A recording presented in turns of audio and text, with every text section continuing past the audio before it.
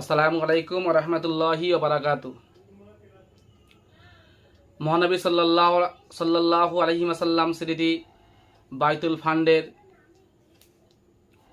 পরিচালনায় আগাপুর এতিমখানা প্রাঙ্গণে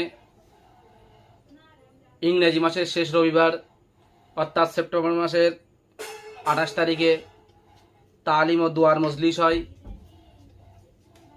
আসরের নামাজ থেকে মাগরিব পর্যন্ত তালিম হয়ে থাকে। মাগরিবের নামাজের পর জেকেরে মজলিস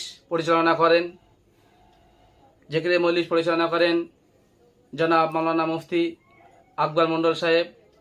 তারপর পরই সমস্ত মুর্দাদের রুহের মাগফিরাত কামনা করে দোয়ার মজলিস পরিচালনা করা হয়ে থাকে।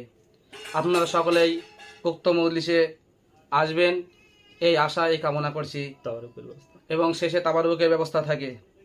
আসসালামু আলাইকুম রহমতুল্লাহ।